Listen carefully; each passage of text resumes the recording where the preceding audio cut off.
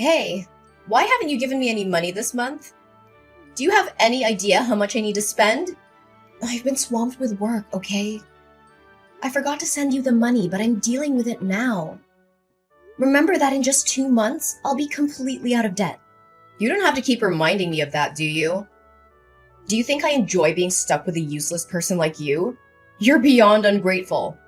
How dare you insinuate that I wasted my time giving birth to you and raising you just so you could be successful today? Enough!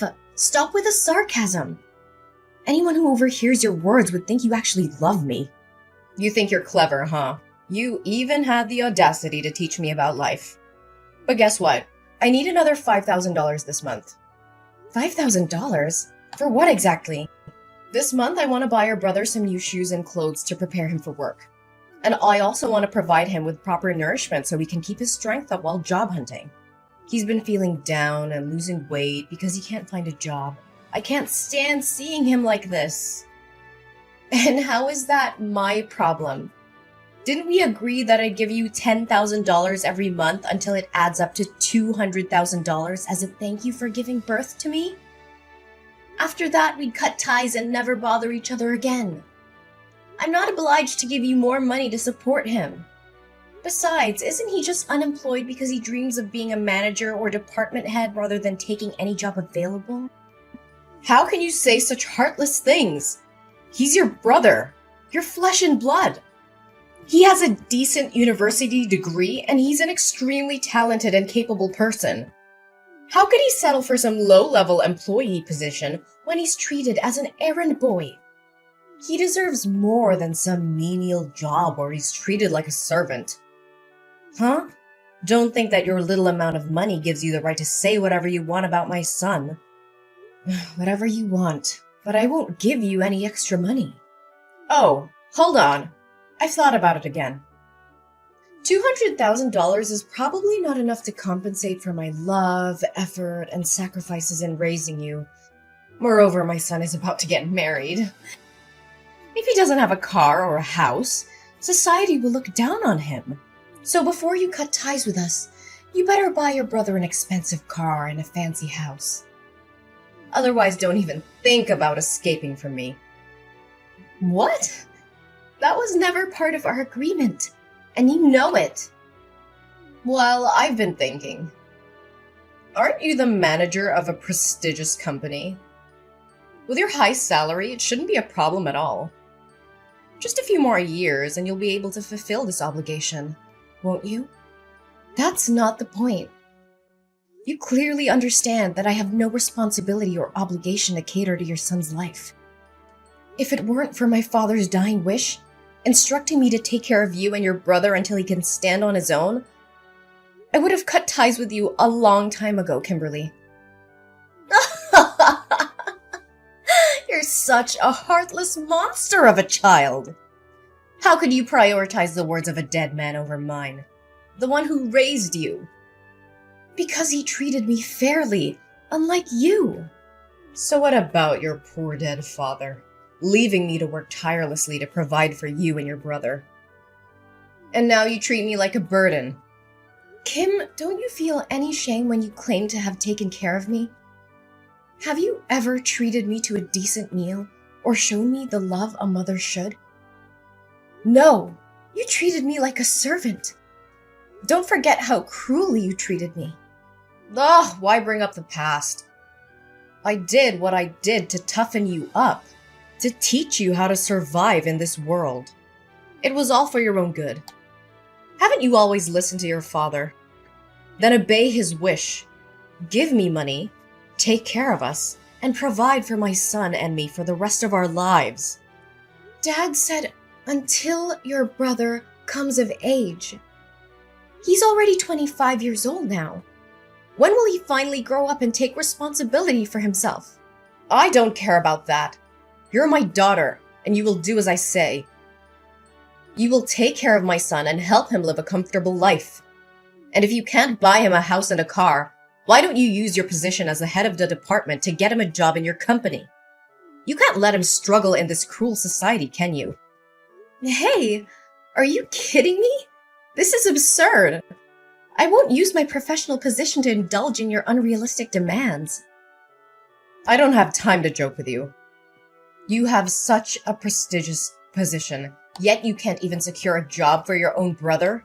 You're completely useless. This is not how it works.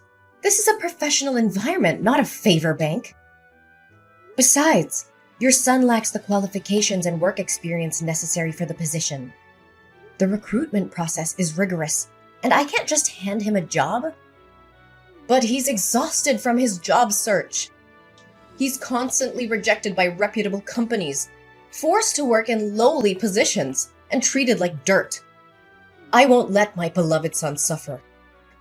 But if he works at your company, you can protect him. No one would dare bully him then. Everyone starts from entry-level positions and works their way up. He needs to learn the value of hard work and perseverance. Being overprotective won't do him any good. Huh! So now you're trying to portray yourself as mature and independent, huh? Treating this family like strangers, as if we're not connected by blood. What a waste of my love and all the hardships I endured to give birth to you and raise you all these years. But my dear daughter, I won't blame you for not loving me. I understand.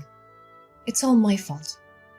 When your younger brother was born sick, almost on the brink of death, I simply thought you were a strong and understanding child, capable of taking care of yourself. Therefore, I focused on loving and pampering your brother more. But I never imagined it would make you hate me so much. It must be all my fault. All right, stop dwelling on that old story. Fine, this will be the last time I help him.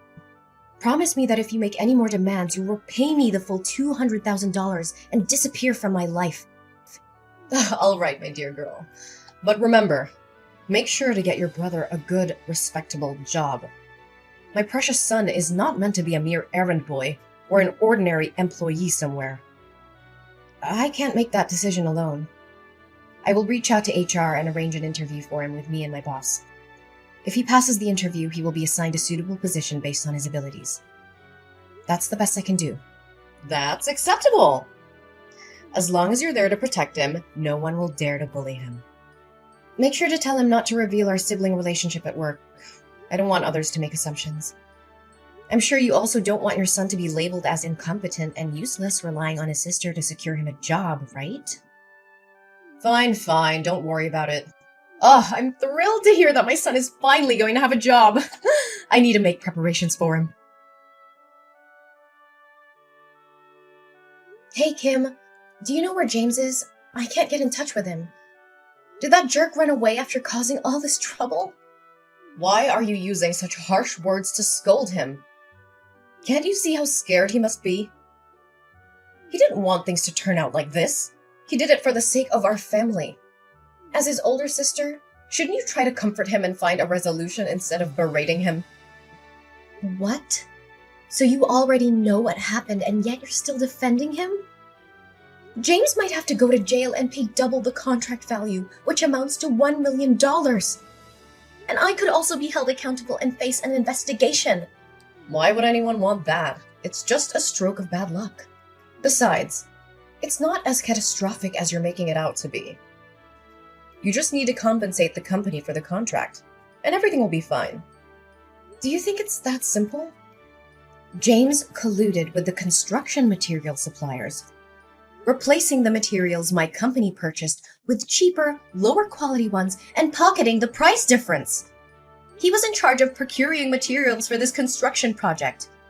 If it weren't for a surprise inspection conducted by the corporation today, it would have been difficult to uncover his deceit because he always knew my inspection schedule and could easily prepare in advance. Do you realize that building a structure with substandard materials can lead to serious incidents and damage my company's reputation like this? He didn't do it on purpose, did he? He was lured into this by the sales side. Unfortunately, he got caught. You know he lacks experience in work and life, so it's understandable that he made a small mistake. Just a small mistake? The company has already involved lawyers and the police. Can you still defend him? Do you realize that this could result in up to 10 years of imprisonment? The police are already investigating, and James won't be able to escape the consequences. He directly signed the receipt for the fraudulent goods, and the supplier admitted to the fraud as well. Not only will he have to go to jail, but I'll also have to take responsibility for this mess. Tell me where he is. He needs to face the consequences of his actions. Enough! It has come to this point, and you have to find a solution instead of placing all the blame on your brother like that. What other solution do you propose? The only way now is for James to turn himself in and accept the consequences of his actions. But remember, this is his responsibility, and I won't beg for him. Ariana, my dear daughter, I know you love your brother and me. You've always done everything for our family, right? But I'm running out of options. It's beyond my capability to fix this. Actually, there is still one way. Since you're James's boss, if you take the blame for this, the severity of the crime will be lessened for him, right? What are you suggesting?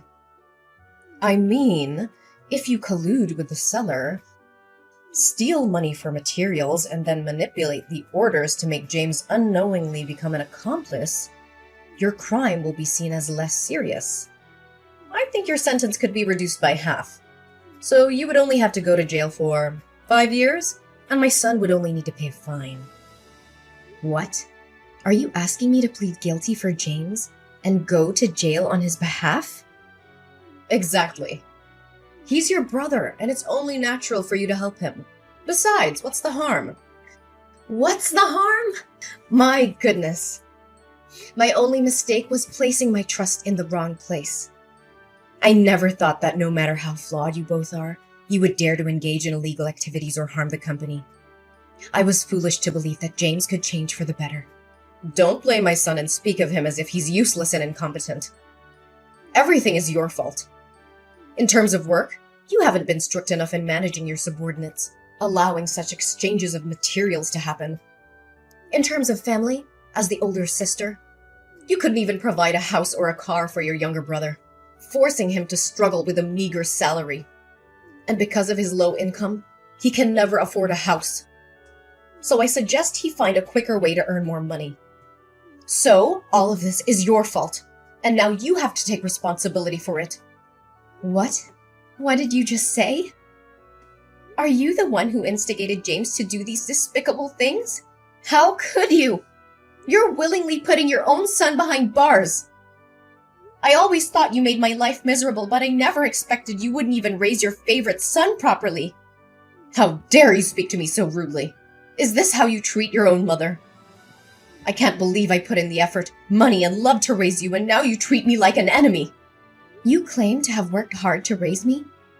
Let me remind you, it was you who forced me to drop out of college to work and earn money to support your son's education. You said that girls would never be as successful as boys, and that I would end up getting married and becoming a stranger. So there was no need for further education. Do you remember how I had to beg and plead with you to let me continue my studies and take up part-time jobs in the afternoons? And even night shifts, just to pay for my own education and support your son? And whose fault was that? It was your father who said you should take care of us instead of him, right? You're such a weirdo. Why do you listen to him more than me? While you always favored your son, saving the best for him, buying new toys and giving him whatever he wanted, I had to make do with hand-me-downs from my cousin or items I picked up from charity boxes. I always had to eat the leftovers after your son finished his meal, and I spent my days doing household chores. Thankfully, I had a father who loved me, but he didn't have much money and was constantly oppressed by you. All he could do was comfort me and buy me ice cream whenever he saw me unhappy. Oh, don't say that. I still love you. I always think of you, care about you, and worry about you. So let me ask you this question. If you can answer it correctly, I will plead guilty for James as you wish. Fine. Ask away. I'll answer whatever it is. What day is my birthday? What kind of question is that? Do you think I don't remember your birthday? I am your mother, the one who gave birth to you. Then don't take too long to answer. September 6th, right? That's James's birthday. Ah, I meant October 15th. Yes, I'm absolutely sure. That's your birthday. Oh, well, then it must be... Stop it! I know you don't remember anything about me. It doesn't matter. I've made up my mind. You have to plead guilty for James. You're just a girl. You'll get married and become a stranger to me, and even if you go to jail, it won't matter. But James is different. He's a boy, and he will be the one to take care of me when I'm old. He needs a bright future, a successful career, and a clean record. He can't go to prison. You can stop with your nonsense now. Do you remember our deal? What deal are you talking about? If you ask me to do anything more than finding James a job, then all previous agreements, including the $200,000, will have to be returned to me. And we will cut ties immediately. Furthermore, you and James will have to move out of my house. So what? What are you gonna do, huh? I have no money to repay you, and I won't leave this house. You have no right to kick me out. I will make a scene and show everyone what an ungrateful, disobedient daughter you are. Oh, I haven't revealed everything yet. Of course I won't demand the money back because both you and James will have to earn another $1 million to compensate my company. And as for leaving the house, I won't be the one to ask you to leave.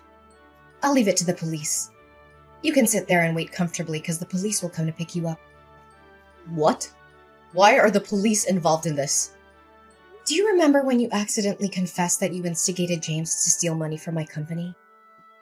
Well, coincidentally, the police entered my room at that moment to request cooperation in their investigation, and I conveniently let them read the entire conversation. So, Kimberly, what am I supposed to do now? I can't plead guilty for your son, whether you like it or not. But here's some good news for you. You'll be able to accompany James in jail and not have to worry about accommodation and food for the next, let's say at least 5 years. How dare you betray your own mother? Ariana, you can't do this to me! But we already cut ties. Ah, no. It's much deeper than that, Kimberly. From this moment forward, I declare that you are no longer my mother. I refuse to be associated with someone who is willing to sacrifice ethics, integrity, and the well-being of others for personal gain. Our DNA may be the same, but our values and principles couldn't be more different. How can you say such things? We're family, Ariana. You can't just disown me like that. Family is supposed to be a source of love, support, and trust. But you've shown time and time again that you're willing to betray those ideals. I won't allow myself to be dragged down by your immoral actions any longer. I choose to surround myself with people who uplift and inspire me, not those who bring me down. Ariana, please, I'm begging you to help me. I know I've made terrible mistakes, but I genuinely love you more than anyone, even more than James. You're my daughter, and my heart aches at the thought of losing you. Begging for help now, Kimberly? After all that's happened? It's quite ironic that you claim to love me more than James. Your words hold no weight when your actions have shown a different story. Ariana, please, I'm begging you to listen. I know I've made mistakes, but deep down, my love for you has always been greater than anything. Please, Ariana, I'm on my knees begging you. Don't turn your back on me. You're my daughter, my flesh and blood. Kimberly, love is not a bargaining chip or a means to escape the consequences of your actions. I need to prioritize my own well-being and the well-being of others. I'm sorry, but I can't be the one to save you from this. It's time for me to move forward without you. So here's how things turned out in the end. Kimberly and James, well, they didn't get off easy. The judge threw the book at them and sentenced them to a solid stretch in jail. James got slapped with a 10-year sentence, while his dear old mom, Kimberly, got a solid 8 years. Ouch. As for me, well, I managed to dodge that bullet. The investigation cleared my name, and I was found innocent of any involvement in their shady schemes. Can I get a hallelujah? It was a huge relief, let me tell you. No bars for this gal. But you know what? I decided it was time to make a fresh start. I couldn't stay in that house anymore, with all the memories of deceit and betrayal lingering in the air. So I packed my bags, sold that place, and bid farewell to that chapter of my life. Good riddance. I landed in a new town, ready to hit the reset button. And guess what? Fate had a little surprise in store for me. I met someone special, someone who saw past the scars and the baggage I carried. They loved me for me, flaws and all. Talk about a breath of fresh air. Together, we embarked on this crazy journey called life. We laughed, we cried, and we built something beautiful. It's amazing what can happen when you let go of the past and open yourself up to new possibilities. Love found its way into my heart, and I couldn't be happier. So here I am, sipping my coffee and reflecting on how life can throw curveballs at you. But hey, I made it through. I'm stronger, wiser, and surrounded by love. The darkness may have tried to bring me down, but I emerged victorious, ready to embrace the future with open arms. Here's to new beginnings and writing our own happy endings. Cheers!